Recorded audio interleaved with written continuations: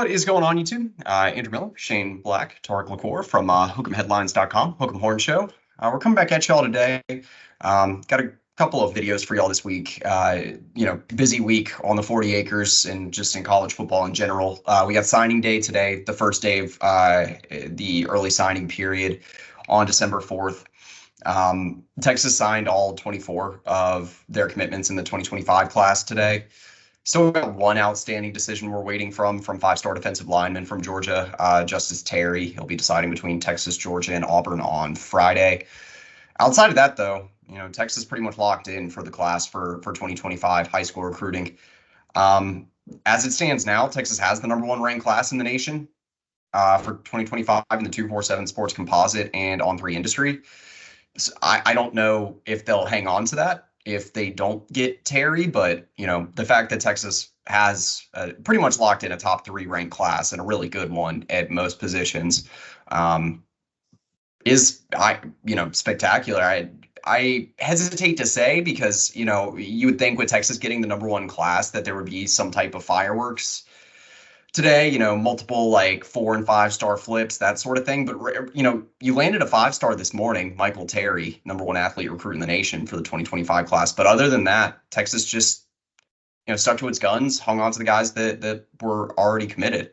And in, this day and age of NIL, college football, it's especially before profit sharing kicks in next year, hanging on to the guys you got is a battle in and of itself. So, I'll pass it over to you, Tarik. What are your initial thoughts on the class?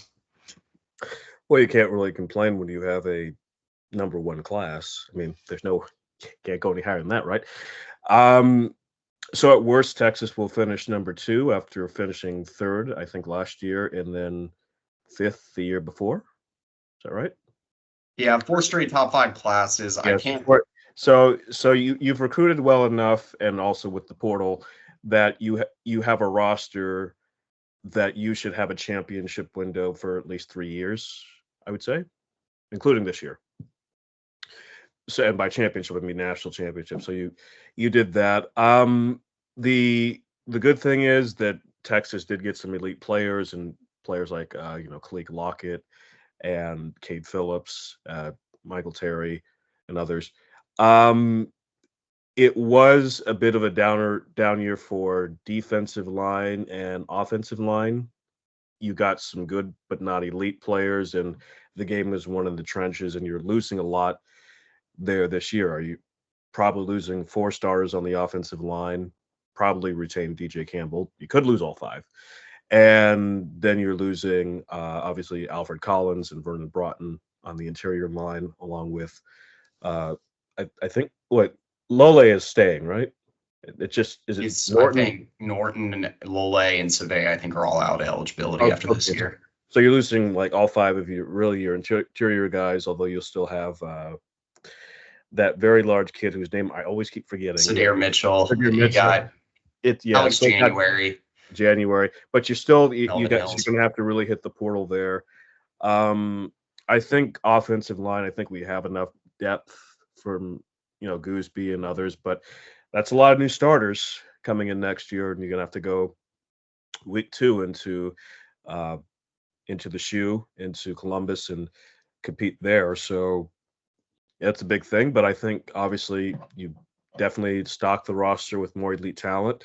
If you can find a way to get Justice Terry, I mean, no complaints at all, really.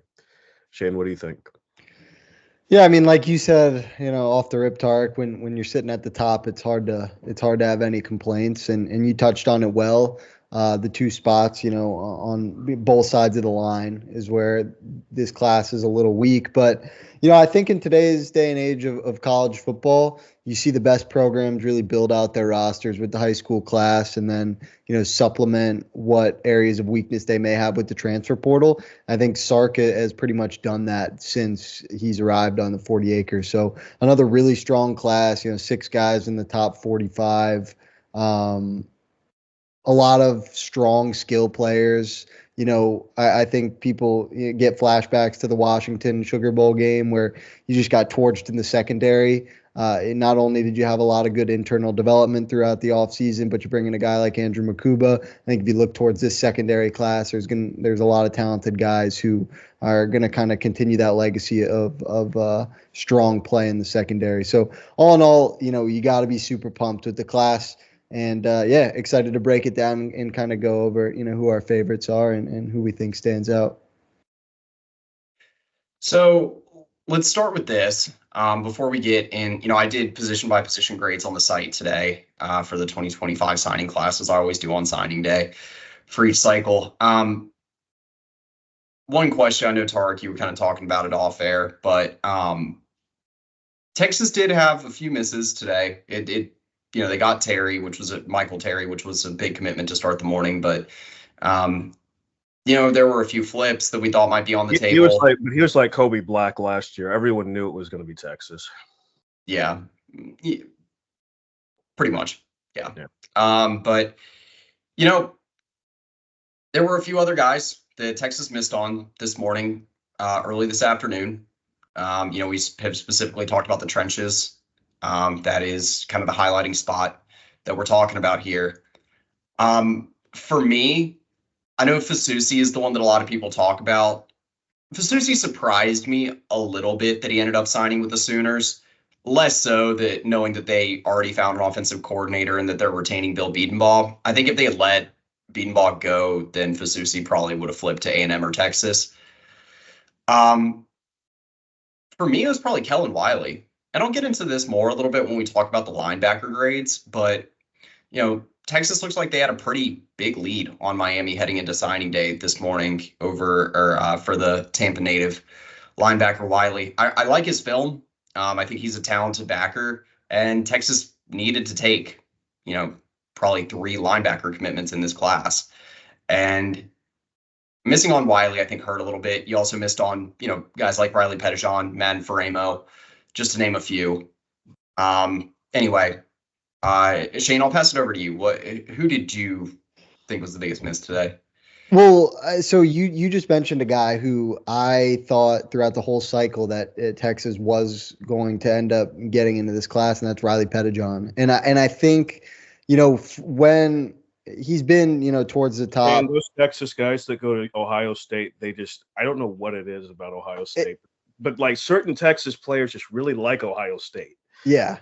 Ohio State's definitely set up a pipeline, and it is a bit frustrating. And I know, that wasn't a name that Texas fans were looking at today, like a real possibility of getting a flip. But I just kept waiting and waiting and waiting, even over the past couple months, like when is this going to start trending in Texas direction? But like Tarik said, there's some sort of pipeline there, and he doubled down. And like you said, Andrew, I think Elijah Barnes is a great take, and he played really well this season. And I think he's going to have a successful career on the 40 acres. But linebacker is a spot where you wanted to get 3 guys, and having that top end talent never hurts. So I know it was wishful thinking waking up this morning, but even just going back, the past couple months, Pettijohn is a guy that in this class I think is a pretty big miss. Agreed. Yeah. Number 1 linebacker in the state, someone you'd like to keep in state, without a doubt. Tarik, what about you? Well, I'm a really big DeCorian Moore fan, so seeing him go to Oregon, even that hurt. I think even though Texas did get some great receivers and they have some great ones on the roster, they don't have someone like DeCorian Moore. They don't have a guy with his type of speed or his type of just, he's like a somewhat almost faster Garrett Wilson in a way, if that's possible. And those guys, they don't come around very often, and to have a guy like that in state at a school where you're kind of making a pipeline at Duncanville, I thought that was big. I don't think this is a miss per se, but it's one we're gonna be watching very closely the next 2 years. So Sark made his call on KJ Lacey. Said, okay, this is my guy. You had Keelan Russell as the 5-star at Duncanville, who just got better and better throughout the year. Now, of course, he is playing with DeCorian more, so that helps a lot. Just like KJ Lacey was playing with Ryan Williams last year. That's crazy to think that the two guys that you're recruiting there, and Russell really wanted to be a Longhorn. So that's one I wonder about. I don't consider it a miss because I really trust Sark's eval. Sark had multiple times he really could have just said, "All right, I'm going on Russell," after KJ Lacey was recruited, excuse me, really hard by Auburn multiple times. So there were times that Sark could have gone a different direction. He said, "No, Lacey's my guy." So that's one I wonder about. But I think Lacey's a phenomenal talent. So we'll see there. But overall, I mean, Texas. You're not going to get everybody. Saban didn't get everybody. Kirby Smart didn't. Pete Carroll back when he was at USC, even though he had a lot of great classes, there's always one guy you really want you don't get. It's just the way it goes. So Texas has nothing to really complain about or worry about. Although it did surprise me some.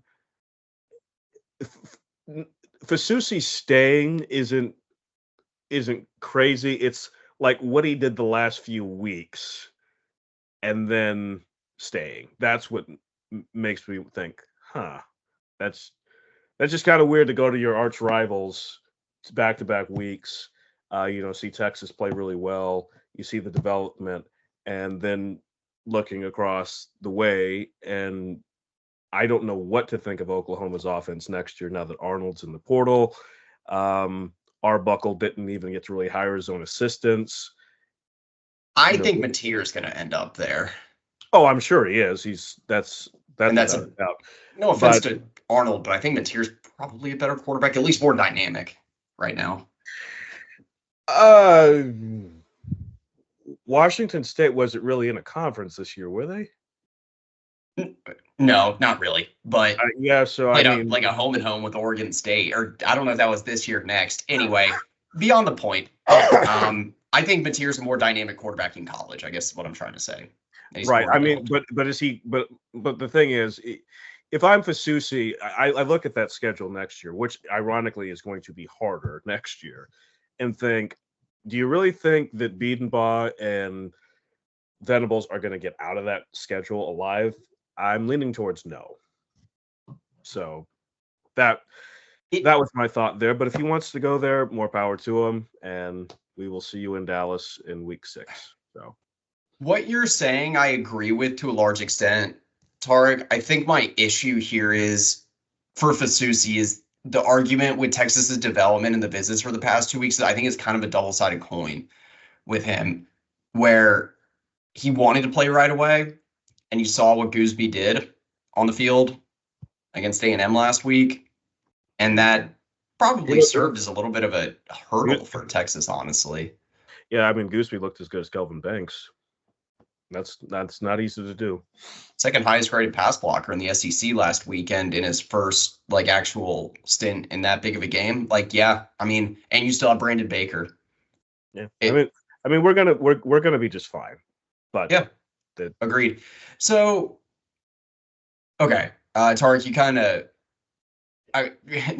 nothing wrong with it. You kind of did jump ahead to my next point here with talking about quarterback recruiting, the Keelan Russell pursuit from a few months ago for Texas. I wanted to start off the 2025 class grades with the quarterback position. So I gave quarterback a B+. You bring up a valid point that was talked about at length a little bit during the summer of when Texas was pursuing Keelan Russell, potentially looking at taking a 2-quarterback class. In hindsight, I have a hard time believing that both guys would have stuck. If Texas decided to try to take 2 quarterback commitments, they probably would have had to decide on one of the 2. If they took 2, I think Russell's the quarterback in this class. Yeah, it's hard to argue with. He's the number 2 quarterback in the nation. Well, number 2 prospect in the nation. I think this is how it would have gone. Okay, let's say they both got together hypothetically. All right, Auburn would have kept pursuing him and Deuce Knight. So, and Ole Miss really needs someone. So Deuce Knight would have went to Ole Miss or Auburn, and Lacey would have went to where the other guy didn't go, and then Russell would have stayed at Texas. If that's how I think it would play. Yeah. Because if Keelan Russell committed to Texas, he would have shut it down. That would have been the end of it. He wouldn't have talked to anybody else. Yeah. I also think not getting Decorian Moore kind of hurt Texas with their pursuit of Russell. Anyway, but these are rabbit holes we don't need to go down right now. I still think that Lacey is going to be a good quarterback at Texas. Yes, he's a little undersized compared to what you normally think of like more of that prototypical Sark quarterback. And guys like Ewers and Manning that are about 6'3", 6'4". Lacey stands about 5'11", 6 feet tall. Covering him once when I did closer to 5'10" without shoes. He's got a lot of arm talent. He is very mobile, and he can make a lot of those off-platform throws. One of the most impressive things to me about Lacey is the ability to get the ball out on time and accurately. His ability to process, make plays from inside and outside the pocket when he's throwing on the run. Regarding his processing time, composure, some of his fundamentals, I think he's still got some tweaks there, but he, in a few ways, he is ahead of Ewers from where Ewers was. Granted, Ewers, coming out of high school after COVID, had that injury his senior year at Southlake, didn't play his freshman year that much at Ohio State. So, but Lacey comes in, he'll be the third string quarterback next year. You have Diabell coming in with the 2026 class. Texas got a lot of quarterback depth heading into the future. I think Lacey probably will be the starter for 1 or 2 years. Anyway, what grade do y'all give quarterback? Go ahead, Chad. I think B+ is fair, and I think Tarik said it. You just got to trust Sark in regard to his valuation of the quarterback position. He hasn't let us down thus far. So I know someone who's been calling high school football in the Mobile area for 20, 25 years, and I talked to him about Lacey a couple months back, and he said he's the best quarterback I have ever seen in person at the high school level. And, granted, not a ton of great quarterbacks coming out of South Alabama, but you think like Jamarcus Russell, A.J. McCarron, Riley Leonard, guys like that. And he said KJ Lacey just incredibly polished. And he was telling me that, obviously people think he got the Ryan Williams bump, but, watch him this season because there's going to be no dip. Saraland still had some talent on the outside, but, KJ Lacey was not a one-trick pony. So I think it's a good take. Andrew, you mentioned, the size limitations, which is certainly a question, but, I'm happy with the take here, and you just got to trust Sark and roll with it. Mark, what about you, grade-wise? Same. Have nothing to add. Okay. So running back, I like this running back class. I don't think it's anything too crazy. You don't have like that CJ Baxter type, Bijan Robinson, nothing like that, where you got like one of the top running backs in the class. But you got 2 solid 4-stars, 2 varying skill sets that I think both fit in interesting ways in Sarkisian's offense in a positive sense. James Simon, 4-star from Louisiana, guy that's a little bit bigger back, 5 foot, about 5'11", 210 pounds. Excellent at running through contact, running between the tackles. More of that, bell cow type running back that you would expect from the Sark system.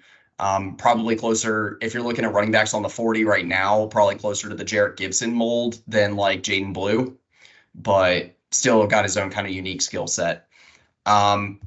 The other guy that Texas signed, Chapel Hill, 4-star from Tyler, Ricky Stewart. You can kind of look at this as like a thunder and lightning sort of package for Texas, taking these 2 running backs in this class. Stewart, about 5'10", 180 pounds, more of that home run hitter, very fast, extremely productive in high school, over 7,000 career rushing yards at Chapel Hill High School. I like these takes. Stewart going to be more of your outside running guy, get involved in the receiving game, more of like that, Jaden Blue, Keelan Robinson type instead of, Jarrett Gibson or Bijan Robinson. I I gave the running back class, I believe, a B plus, because I think you got what you needed. Nothing like too crazy, but solid. Do y'all have anything you'd want to add or you disagree with for running backs? Nope. I think it's good. I would just note that Ricky Stewart, one of my favorite players in the class, just because, Andrew, you mentioned incredibly productive in high school. So his film is just really fun to watch because he is kind of that speedster. But no, I agree. I think, not an overwhelming class, but you got what you needed. Completely agree. So moving on here to one of the best position groups undoubtedly in this class, it's wide receiver. Texas got 3 blue chips, 2 5-stars.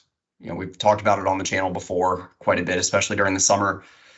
Barring Texas getting Torian Moore, wide receiver is an A. The only reason why it's not an A plus is because you didn't get Torian Moore, but in terms of what you got beside him, or Dallas this is about, or Dallas Wilson. Yes and no. I've given some thoughts to that argument, and I think Dallas Wilson probably be better than Dalen McCutcheon, but would you take Dallas Wilson over Tarik LaCour? I probably wouldn't, given what Texas needs in this class. No, I wouldn't. And I'd probably take Jamie French over Dallas Wilson too. So Dallas Wilson is an excellent receiver. I know that Texas has been, pursuing him for a while, but I thought he was going to go to Florida this morning. I was like, oh man, Florida. That's right. Yeah. Anyway, so again, gave the wide receiver class an A. I think you got pretty much everything you needed here. You got your outside guy again, Tarik LaCour, about 6'2", I think about 180 pounds. He's Tarik. I don't remember if you mentioned it earlier in the video or if that was off camera. I agree. I think he's got the strongest hands in the class, best catch radius, kind of that natural outside possession receiver. Not a ton of top end speed. We'll see if that kind of comes along. He's still like an 11.6, 11.7, 100-meter dash guy though. He's not as thick. He kind of reminds me. I don't know if you remember him back in high school, but like Juju Smith-Schuster. I can see it. That really, really strong hands and really strong. Yeah. So he'll be more. I guess if you had to, I don't want to quite go this far, but he's like an Adonai Mitchell. I can see him being something like that. A slower Adonai Mitchell is slower than both guys, but he's got the timing and the hops that Adonai Mitchell had, and then I think he's got the hands of like a Devin Duvernay. Yeah, he didn't drop anything. Yeah. Again, not the speed of either guy. I don't think he's running a 4.3, maybe not even a 4.4 at the 40, but maybe 4.4. We'll see. We'll see how his speed develops. But Jamie French, the speedster of the class, really precise route runner, very quick in and out of his breaks. Underrated verticality, I think. Great quickness. French is kind of that natural 6 foot, 6'1" kind of positionless wide receiver that you would expect from a Sark recruiting class. One of these really, really talented skill guys that Texas has got in the past few cycles from the state of Florida. They've done really well recruiting there, held off the Gators, who made a really strong push for French here in about the past week. And then the third commitment, I really, the more that I've looked into him, scouted him, the more I've come to like his film and his game. Dalen McCutcheon, 4-star from Lucas Lovejoy in the DFW area. McCutcheon, a former Florida State commit that Texas split late in the summer. Like literally every Florida State commit. I think for Texas, McCutcheon, for one, is a very, very good route runner. Again, don't remember if that was earlier in the video or off camera. Been a long day today for signing day, just doing coverage. But McCutcheon, I think personally he's probably the best route runner right now, and just his fit in Sark's offense, getting to work with Chris Jackson. I think that I think he's going to be really solid on the 40 and was a good pickup for Texas. Do y'all have anything you would add or give on grades for wide receiver class? Well, we're obviously going to lose Isaiah Bond to the NFL draft. You could probably you might lose Golden. I lean towards Golden probably coming back, but we'll see what happens in the playoffs. He might have a great run and go. I'm not sure any of these three I would expect to play a lot year one, but that's okay, and you don't really need them to. Maybe French. Yeah, since you lost Jonte. Maybe. So we'll have to wait and see on that. But it's a good thing that we don't really have to worry about receiver right now as far as playing. These guys can just develop and compete. So yeah, overall, very, very happy with the class. It will be very nice in the future to have a guy like Tarik LaCour in the red zone because I think he's going to score a lot of touchdowns. He's just that kind of individual.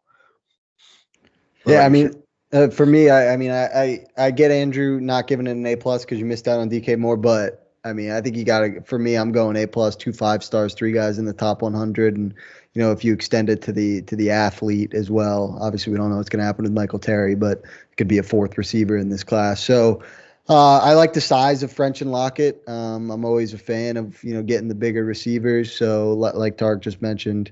Lockett could be a big threat in the red zone. So all in all, I think great receivers class, and I think you're going to continue to see this from Sark each and every year, bringing in some really talented receivers.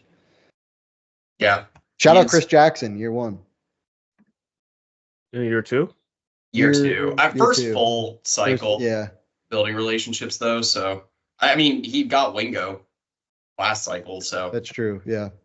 But so you mentioned kind of talking about it, Shane, Michael Terry. I classified Terry with the tight ends / athletes in my position by position grades because regardless of where Terry ends up next year, he's going to probably start out at receiver or more like receiving tight end. I think that's where he'll get a chance to make his impact first. That's where he wants to play the most. I know that. So I'll start with Michael Terry talking about the tight ends and athletes. And then, Texas got 3 guys in this tight end class if you're including Terry, because you also have 4-star Marty Winston, 4-star Nick Townsend. Terry, versatility probably exudes him to play half the positions on either side of the football. But more specifically, his just kind of freakish athleticism, speed, blocking ability, catch radius, I think lends him to be kind of a creative chess piece almost that you can move around all over the place for Sarkisian. Heard a lot of comparisons for Terry, potentially like a, I hesitate to say like a, Xavier Worthy type role. I don't think that's right. But, maybe if Juan Davis had a little bit more of an active role as an H-back in the offense, Jatavian Sanders, I think, is an apt comparison. Maybe some sort of combination of a JT Sanders and a more active Juan Davis, more athletic. But yeah, Terry, regardless of where he plays, I think is going to be spectacular. And fitting that theme of big, talented athletes. He's about 6'3", like 210, 220 pounds around there. Next, I wanted to talk about Nick Townsend. He's one of my favorites in this class. I think Townsend's going to be really good, and I think he can play right away. He's got the size, he's got the strength, 6'3", about 230. Good route runner, excellent hands, great yards after the catch ability, big time red zone, first down receiver threat. From the tight end position. I think he's going to be awesome for the next few years on the 40. And then the last one we got, Amari Winston, guy that's kind of flown under the radar lately for Texas's tight end class. He's been committed for a while, 4-star from Georgia, but, pretty well-rounded tight end, consistent hands, good blocker. So, with some of the 2 tight end sets that Sarkisian likes to run, I think you could see Winston competing for, reps there. be on the 2 deep for a couple of years. I think Jeff Banks got everything he needed to. I gave, again, including Terry in this bucket of tight end / athlete, I gave it an A plus. I think for just purely tight end, I would probably give it an A minus. But I think Townsend's really good. I think you already got pretty strong depth at tight end, considering that, even though Gunnar Helm's leaving, you got guys like Jordan Washington, like Spencer Shannon, Will Randall, kind of ready to step up. Yeah, I mean, Townsend, I think, is going to be excellent. Do y'all have anything else you would add for tight end? No, I think it's I think it's an underratedly really good class. Yeah. So. Okay, next up is offensive line. Texas signed 4 guys today. 3 stars and then a 4-star. The 4-star being Nick Brooks, offensive tackle from Grayson High School in Loganville, Georgia. Moved down from Iowa. He's a former Iowa commit. Literally the biggest guy in this class, about 6'7", 350. I think he probably slides over to interior offensive line in college, but the next Cam Williams could be, yeah. I think seeing the way that he develops over the long term is how I would grade that. If you're kind of looking at it in like more of like a development area, but if he ends up being an offensive tackle for Texas, I think that this is going to be a really solid get. But Texas kind of needed an offensive tackle in this class. You get Turntine next year, and I think you can salvage this because Texas, again, has solid offensive tackle depth on campus right now.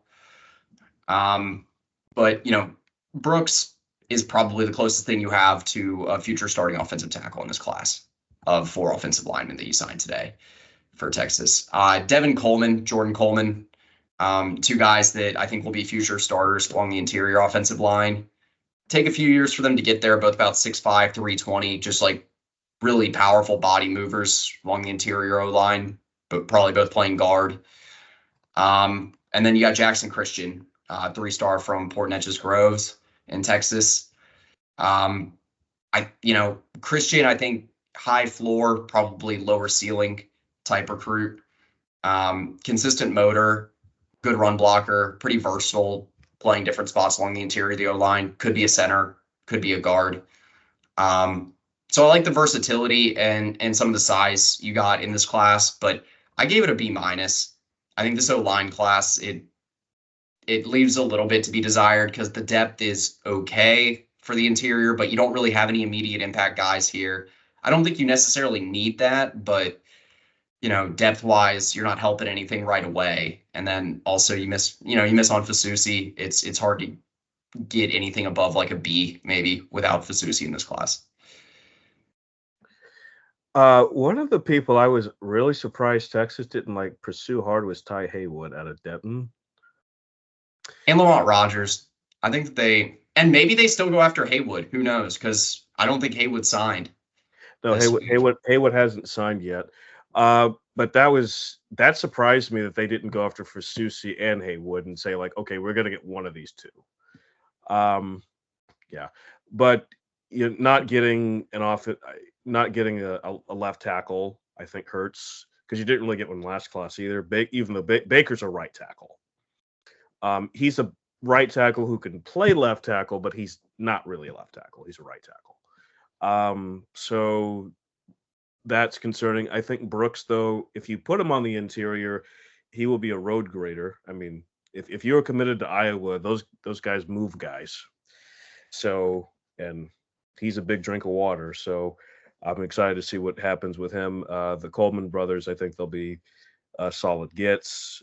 But you really have to get Turntine in this coming class in 26. He's the must-get recruit for 26. He needs to be the next commit. You got Diabell, now get Diabell's left tackle.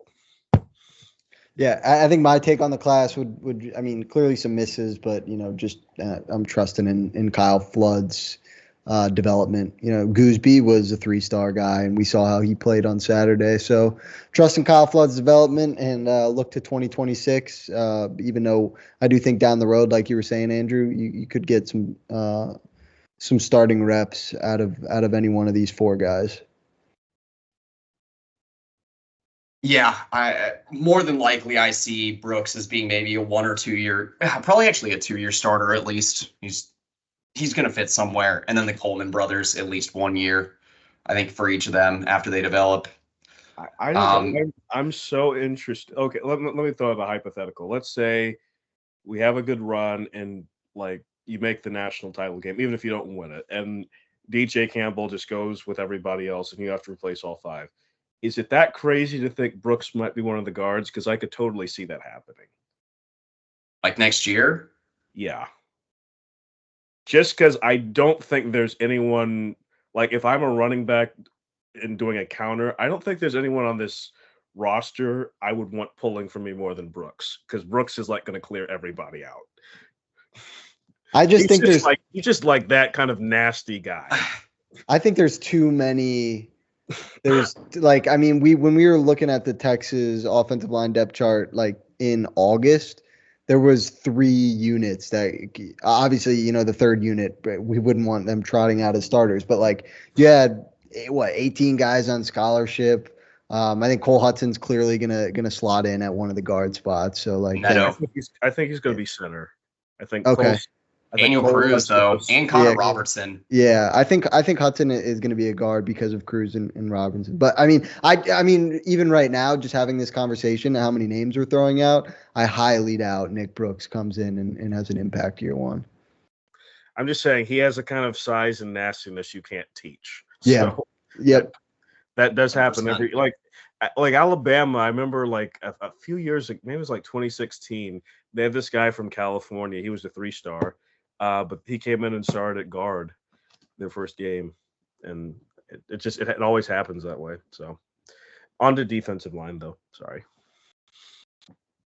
No, I mean, yeah, offensive line, you got a little work to do. Defensive line, the top end talent is there, but I gave defensive line a B just to jump straight into dissecting this. You know, I really like the 2 guys you got, but I think without holding on to Mbaktu, you don't have the numbers that you need necessarily to compete. From a depth perspective, with some of the best defensive lines in the SEC, Sharma, you know, Josiah Sharma, what was he on the 24/7 Sports Composite, like the number 170 or number 180 recruit in the nation in the 2025 class? His value is a top 50 guy, about 6'4", 325 pounds. He's actually probably someone that could come in and make an immediate impact for Texas. You know, kind of that true 3 tech. I kind of like that Alfred Collins, Tavondre, maybe not Collins, but definitely like Sweat. A little bit of Murphy, but just a dog in the trenches. I mean, again, Texas, you're probably gonna have to rely on these. Definitely gonna have to rely on these younger guys unless they go out and get a lot of numbers from the portal this cycle. And Sharma is the guy you're looking at to take some valuable snaps for you in the defensive line rotation next year, probably. Myron Charles, 4-star from Florida. Again, another guy that's probably going to be a multi-year starter at Texas. About 6'4", 295. Size-wise, I don't think he's quite there yet to make an immediate impact, but still someone that I think you're looking at pretty significant reps by year 2 or year 3. But you need both these guys. You know, these types of talented defensive tackles that bring good size, can play 3 tech, can maybe play 5, 4. You need that type of versatility. You need that type of athleticism in the trenches for Texas. So, what do y'all think about defensive line grade? I think B+ is good because I'm high on both these guys, but like you mentioned, this is a position where you want to bring in more than 2 guys out of the high school ranks. So just for lack of, I mean, and that could change with what happens with Justice Terry. If you had Justice Terry, this class it's an A+ for the group, personally. But yeah, I'm high on Sharma and Charles. But you know, if you finish with 2 guys out of the high school ranks, I just think that's not enough right now. That's my thought too. I think that you needed 4 guys in this class, and you had 3 going into at the beginning of the week before Mbichu. Yeah, Mbaktu flipped on Sunday. Okay, so that's right. Going into the week, that'd be Sunday. Okay, so you had 3 and you ended up with 2, and you were struggling with one of them this morning. So that is not good. And I was just pulling this up from the 2020 for this class that just signed a year ago. Yeah, so we didn't sign any. Okay, no, we signed 2 interior defensive linemen last class in January in Melvin Hills. Melvin Hills. So you've got 4. Because you lost DeAndre Robinson last year. Right. So you have 4 linemen in 2 classes. So you have what you needed in 1 class in 2 classes. Kenny Baker, I want to tip my hat to him getting Sharma and getting Charles. These are guys who are gonna probably have to play starter minutes next year. But as things currently stand, we'll see what happens with the portal. But this can't happen again. I'm sure Sark and Kenny have sat down and like, okay, a lot of this was out of our control, but we can't let this happen again. The one reason it can't happen again is because, okay, this is kind of odd to me. Run this by me. So, how is Texas A&M getting better on the defensive line like year after year recruiting, and Texas is the one that actually sends more defensive linemen to the NFL? I don't get that. You had a first rounder and a second rounder last year. You got that to sell. You may have a first rounder in Alfred Collins and Vernon Broughton. So you're getting these guys to the league, but you're not like turning that into recruiting wins. I don't know how that's happening. I think a lot of that has to do with A&M gets like a lot of really good defensive linemen, but they never do anything with them. They're just like there. They just have a ton of guys. But yeah, I don't know what's going on there. I think the coaching turnover at Texas for defensive line coach impacted the recruiting for the past 2 cycles, because if you don't lose Bo Davis last year, then you at least hang on to DeAndre Robinson. Who knows what happens this cycle? And you would have gotten that Chadwell too from Houston, who went to Oregon. Oh yeah, from the portal. Yeah. Right. Yeah, and you might have gotten someone like a McKinley on signing day last year. Who knows? But all right, I forgot about him. Yeah. That said, though, we'll see what happens with portal recruiting, if that leads anywhere. I would pose this question to y'all at this point. What do you think the chances are that Texas really opens up the piggy bank, if you will, for kind of one of the premier defensive tackle portal guys? Yes, that will happen. Bear Alexander. That's not a question. That's absolutely going to happen. Do you think they're going to invest more than they would have in like a Dominic Williams last offseason? I think that they're.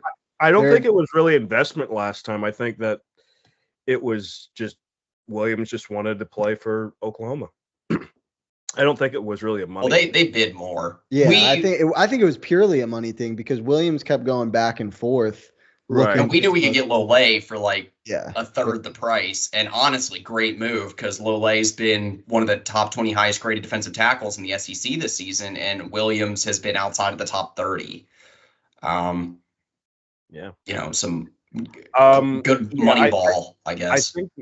I think 2 of the first, if you don't get Justice Terry, and even if you do get him, you need to call Jaheim Otis and Bear Alexander. So that have to be your first 2 calls. Just like, okay, you guys have played in the SEC. You've played well.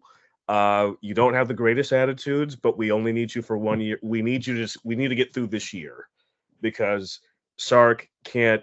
2025 is going to be a year when you can win a national championship. You can win it this year, but if you don't make the moves at the defensive line, you're probably not going to be able to win it next year. Because next year's schedule is harder. Going to Ohio State's going to be a lot harder than going to Michigan was this year, and you have to go on the road to Georgia. So, and on the road to Florida with DJ Lagway looking like he's going to be the next superstar quarterback. So, I think there will be more defensive tackles in the portal this year than there were last cycle. Yeah, but you're gonna have to pay a pretty penny. No, you will. It's just there. Yeah, I guess. Yeah. I mean, for all the crazy that he does, Bear Alexander's a really good player. So yeah, I'd say when Otis is on, he's also very good. And I think Baker. I think what you see with Baker getting the most out of Alfred Collins, out of Lole, out of Norton, I think he could get a lot out of him too. So I think Alex January is going to be really good next year. I've been kind of sticking. He needs to be like a top 3 guy. He just has to be. Well, yeah, but I'm just saying you want to go in there. You need to just go ahead and spend the money so you just don't have to worry about it. Because the crazy thing is, this year's defense was better than last year's, and I think next year's could almost be better if you get the D tackles right. I think it could be. I really do. Yeah. So, okay, let's go on to edge, because I think edge is also one of the stronger position groups in this class. Just to get straight to it. Lance Jackson's a stud. Yeah. I gave it an A. I know we missed on Hilson today, but Smith Orogbo, Lance Jackson, 2 tremendous edge rushers that I think could, Lance Jackson definitely a starter for multiple years. Smith Orogbo, I think, will be rotation guy, starter 2-3 years. Really unique talent. Smith Orogbo, he's, lengthy, about 6'4", excellent wingspan, good first step. Like, putting those 2 guys opposite each other in a few years is going to be a real problem for a lot of SEC teams. Orogbo, again, unique talent. Lance Jackson, freak of nature, just insane athleticism. I can't wait to see Lance and Colin Simmons together. That's going to be a lot of fun. 2026 is going to be a special year for the edge room. Is Zena a few years more of development? Yeah, it'll be our version of Dallas Turner and I forget the other guy's name, but he plays for Houston now. Will Anderson. Will Anderson, that's right. Yeah. I gave edge an A. Like I said, I don't know if y'all have anything you would add there. Nah, I mean, Hilson would have been like gravy on top, but I Hilson would have bumped it to an A+ for me. I guess. Right, but I do think something that should be said here is that PK, before he came to Texas, one of the things on him was he wasn't like a great recruiter, but since he's really stepped up his game, getting Simmons and these guys, and making edge a place you don't really worry about anymore. It's just there's so many good players. Yeah, agreed. All right, linebacker, which is, I mean, in linebacker, I think is an okay class. I like the 2 guys Texas got. I just think you needed another. Okay, I'll start here with Elijah Barnes, one of the higher rated linebacker recruits in the nation for the 2025 class in the 24/7 Sports Composite. I think Barnes is a multi-year starter at Mike linebacker. He's going to contribute within the next year or 2. Kind of your next, I guess, starting linebacker of the future after Anthony Hill leaves. The other guy you got, Jonathan Cunningham, high 3-star from Fort Worth North Crowley High School in the DFW Metroplex. Cunningham, I saw the comparison today to Mo Blackwell. I think that's apt. Cunningham is a versatile linebacker, a guy that covers a lot of space, sideline to sideline. He is good in pass coverage, pretty good pass rusher. You're missing something. Overall. He has the best endorsement of all. Kyle Whittingham really wanted him. That's true. The Jalen Ford idea. Yeah. I mean, as good as Cunningham could be, and I think he, again, multi-year contributor in 2 or 3 years, he needs to get a little bit bigger, but I gave the linebacker class a C+. You only took Ty Anthony Smith last cycle. Ouch.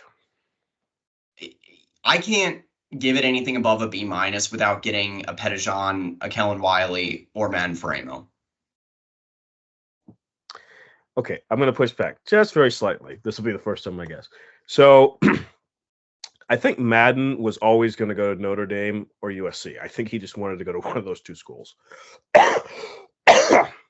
Sure. And I think if USC had won 8 games, he probably would have gone there. But there was no way he was going to go to a 6-6 team.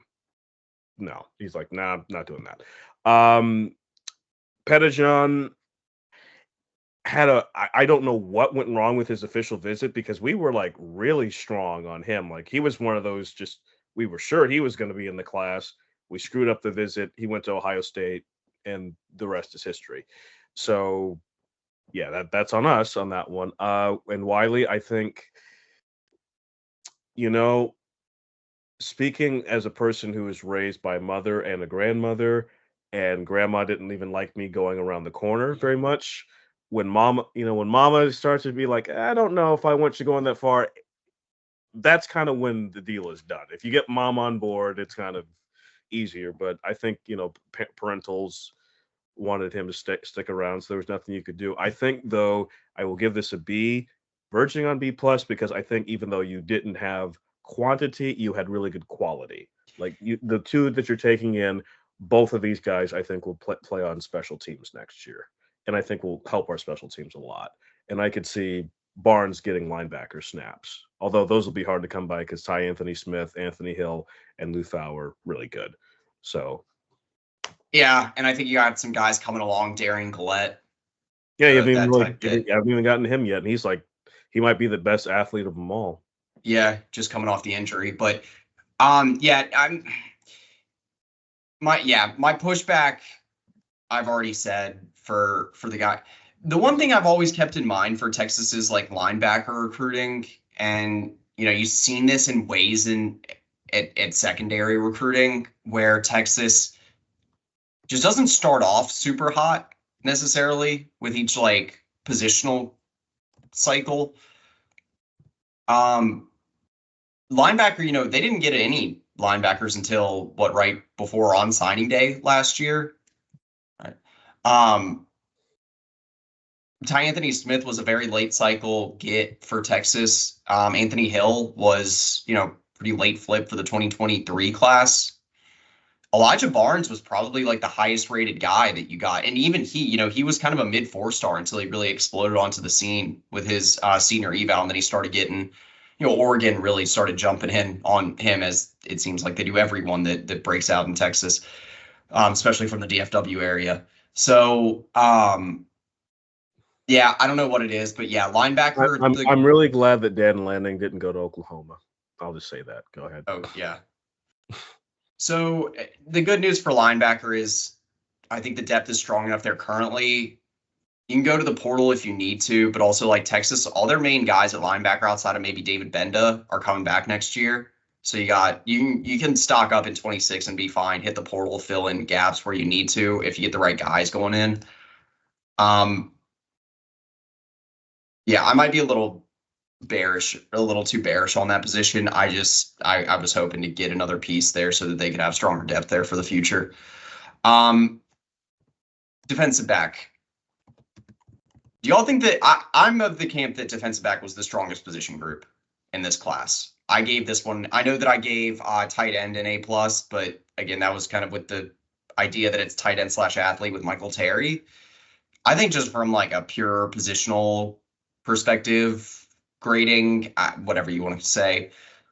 Cornerback, you get three contributors. I think Chester more 2 or 3 years down the line if he can add some weight. But Littleton and Cade Phillips, I mean, those two guys could be starters by 26.